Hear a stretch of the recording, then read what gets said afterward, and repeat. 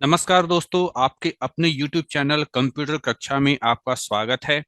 हमारा सीरीज चल रहा है programming in C plus plus में। हम लोग कोडिंग कर रहे हैं और आज का हमारा जो कोड है वो बेस्ड है सी प्लस प्लस में रिलेशनल ऑपरेटर को लेकर के।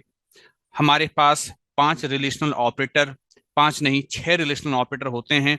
जैसे आपका सबसे पहला ग्रेटर देन, फिर लेस देन, फिर ग्रेटर देन और इक्वल टू, फिर लेस देन और इक्वल टू, फिर नॉट इक्वल टू और सबसे आखिरी में इक्वल टू।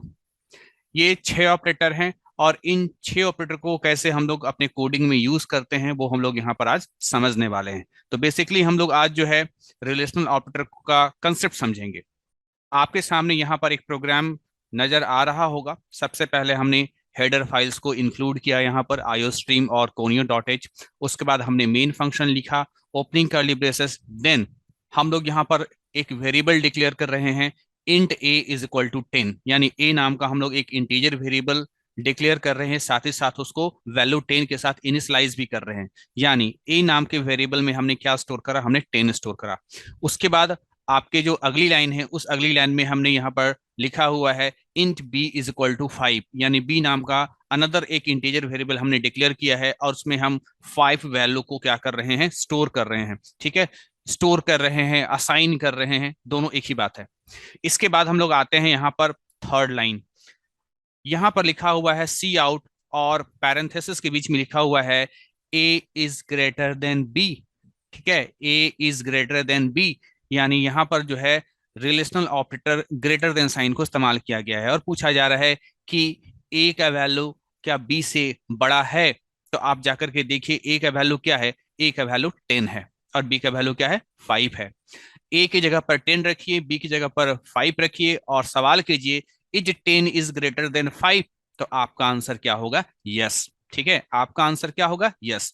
लेकिन यहां पर सी आउट, सी आउट का मतलब क्या होता है, सी आउट का मतलब होता है प्रिंट करना। तो यस के लिए क्या प्रिंट होगा, तो आपने थ्योरी पढ़ा होगा सी प्लस प्लस में। यस के लिए या ट्रू के लिए जो वैल्यू हम लोग इस्तेमाल करते हैं वो होता है हम लोगों का 1, और फॉल्स के लिए जो वैल्यू इस्तेमाल होता है वो हम लोग का होता है 0। तो यहाँ पर कंडीशन, आप कंडीशन भी कह सकते हो कि यहाँ पर ये जो सिचुएशन है या ये जो एक्सप्रेशन है ना, ए इज ग्रेटर देन बी, ये एक रिलेशनल एक्सप्रेशन हो गया। इस रिलेशनल एक्सप्रेशन का जो आंसर आ रहा है वो हम लोग को ट्रू में आ रहा है, तो सी आउट क्या करेगा, 1 प्रिंट करेगा। नाउ अब हम लोग आते हैं अगली लाइन में। यहां लिखा हुआ है ए is less then B, A का वैल्यू 10 है, बी का वैल्यू 5 है। तो क्या ऐसा हो सकता है कि 10 इज लेस देन 5?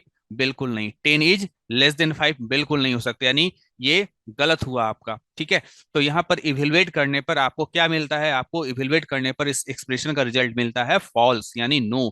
तो नो के लिए क्या होगा, नो के लिए 0 होगा। ठीक है, तो पहला ट्रू हुआ और दूसरा क्या हुआ, हम लोग का फॉल्स हुआ। तो पहला वाला जो सी आउट स्टेटमेंट है उसके लिए 1 प्रिंट करेगा और दूसरा जो है उसके लिए क्या प्रिंट करेगा, उसके लिए 0 प्रिंट करेगा, क्योंकि ये फॉल्स है। आप चाहें तो इस प्रोग्राम को देखें, इसका आउटपुट पहला वाला 1 और दूसरा वाला क्या, 0, क्योंकि पहला ट्रू था और दूसरा फॉल्स था। अब हम लोग आते हैं इस वाले कोड के ऊपर, जहां पर लिखा हुआ है सी आउट। ठीक है, और लिखा हुआ है पैरेंथेसिस के भीतर A is not equal to B. ये नॉट इक्वल टू बी का साइन है ना, एक्सक्लामेशन और इक्वल टू, इसको नॉट इक्वल टू बोलते हैं। ए बी के बराबर नहीं है, क्या ये सही है, yes. 10 is not equal to 5, A का वैल्यू 10 है, बी का वैल्यू 5 है और 10 जो है वो 5 के बराबर नहीं है, ये सही है। ठीक है, यानी यहां पर जो है हम लोग इवेलुएट कर रहे हैं, तो इवेलुएट करने पर, इस एक्सप्रेशन को इवेलुएट करने पर, सॉल्व करने पर मुझको क्या मिल रहा है, यस, कि ए बी के बराबर नहीं है, यानी कंडीशन ट्रू। तो ट्रू के लिए क्या होता है, ट्रू के लिए 1 होता है। तो जो तीसरा हमारा आउटपुट है देखिए वो क्या है, तीसरा 1 है। अब आते हैं यहां पर cout A is equal to B, क्या ए का वैल्यू बी के बराबर है, बिल्कुल नहीं। ए का वैल्यू 10 है और बी का वैल्यू 5 है।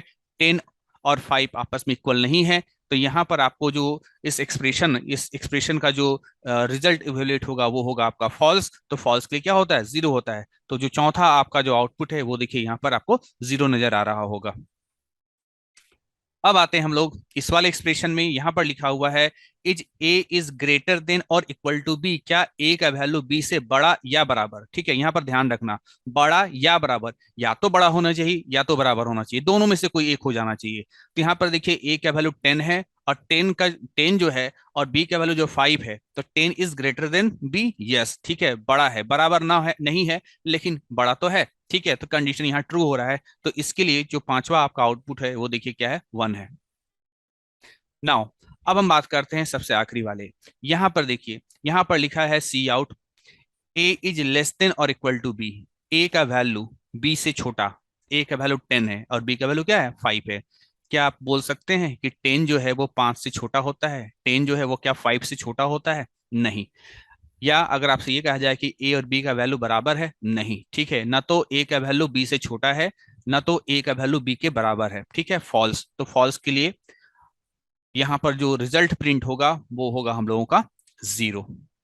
आपने यहाँ पर रिलेशनल ऑपरेटर का आपने प्रोग्राम एक्चुअली देखा, और ये जो रिलेशनल ऑपरेटर है इसका इस्तेमाल आगे चल करके आपको कंडीशन लिखने में होगा, जैसे कि इफ का कंडीशन लिखने में होगा। ठीक है, या जैसे लूप हम लोग लिखते हैं, फोर लूप है, वाइल लूप है या डू वाइल लूप है, वहां भी कंडीशन लिखने में इसका इस्तेमाल होगा।